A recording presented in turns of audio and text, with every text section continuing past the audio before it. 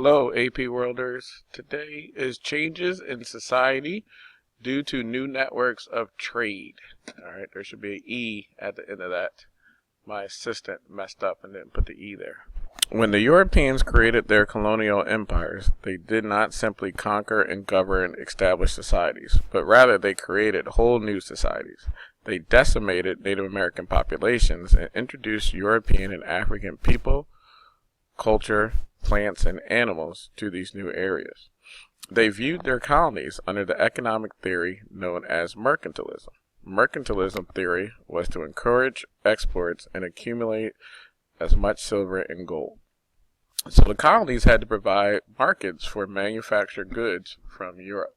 So the mother country here wanted to keep the gold and silver. They wanted to make sure they had more exports, right, to have a favorable balance of trade. And this is the system how it would work. The colonies would give these things to the mother country. The mother country would then sell these manufactured goods back to the colonies. And the colonies could only buy these manufactured goods from the mother country. And the colonies could only give their goods to their mother country. So, for instance, if the colony was owned by Spain, then the colonies could only give their stuff to Spain. And Spain would they can only buy their manufactured goods from Spain. All right. The Spanish conquest of the Aztecs and the Incan empires gave Spain access to the most wealthy, urbanized, and densely populated regions in the Western Hemisphere, before Britain had even begun their colonizing efforts in North America. The Spanish had already established nearly a dozen major cities, several impressive universities, hundreds of cathedrals, churches, and an elaborate bureaucracy. Spain made money in commercial agriculture and in silver and gold mining. In most cases, native people, rather than African slaves, provided most of the labor. It was a forced labor system, and it was called the encomienda system. The Spanish crown granted settlers a number of local native people for whom they could require labor, gold, or agricultural production, and they, in return, would give them protection and instruction in the Christian faith. So, as you see this encomienda system, right, it says the plan, but the reality of it, all right? And so you see the reality of it was a lot different than the way it was supposed to have worked.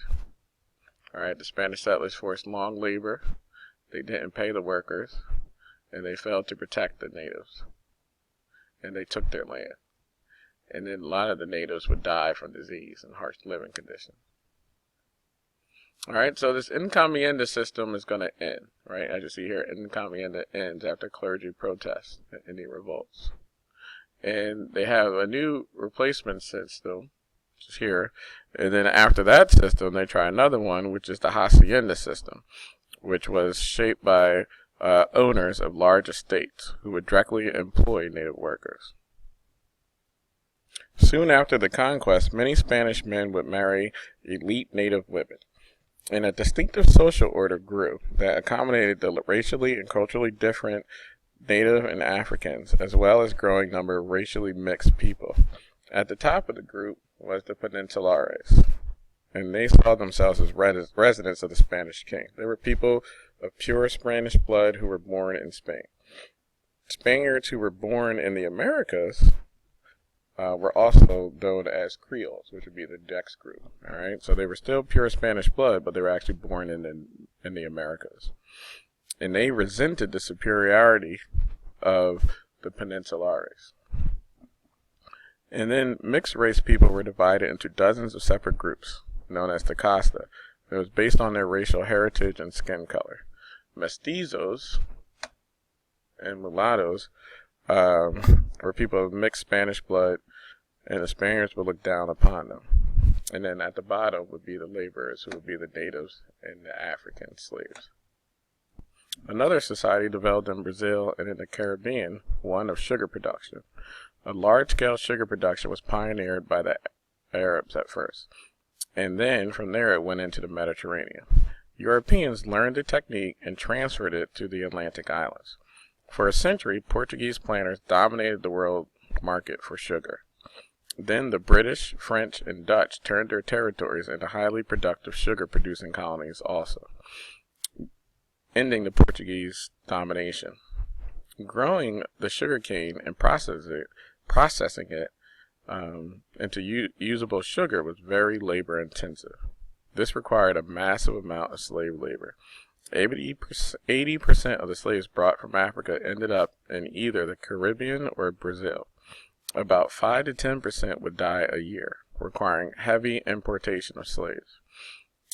As in Spanish America, a considerable amount of racial mixing would take place in Brazil, which was owned by the Portuguese. All right, and this would happen for as many as there would be as many as 40 separate groups that are going to emerge due to this mixing. The plantations of the southern 13 colonies' social outcomes were quite different from those in the Caribbean and Brazil. In the 13 colonies in the United States, they didn't have this mixing because European women joined in the 13 colonies much sooner, so there was less racial mixing in North America. Slavery in North America was different also. Slaves in North America proved able to reproduce themselves, so there was less importation of slaves from Africa. In the Caribbean and South America, death rates were so high that new slaves were constantly imported in. The colonies of North Africa had a different lifestyle. They were known as settler colonies, meaning people settled there in families, whereas the Spanish and Portuguese were mostly men. So North America experienced less of the social blending than the Caribbean and South America. The British settlers were far more numerous than the Spanish counterparts. British colonies were far less interested in spreading Christianity also. Alright, it's also going to affect Asia. The Mughal, India, China, and Japan, they faced no real military threat from the Europeans. When the Portuguese traders and missionaries first arrived in Japan, Japan was in the midst of fighting amongst the feudal lords because they were still in feudalism. The Europeans were welcome at first because feudal lords wanted to gain an advantage over the other feudal lords by using the European goods to conquer the other ones. By the early 17th century, a leader emerged, the Tokugawa shogunate, alright, seen in this picture here. And he's going to be able to unify all of Japan.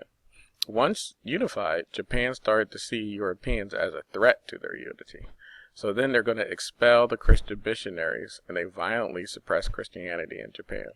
They also forbade Japanese people from traveling abroad, and they banned most European traders there, except for the Dutch, who were able to trade at one small port. From there, the Japanese started to expand their influence in Southeast Asia, acting like the Europeans, using force to support their commercial and economic interests.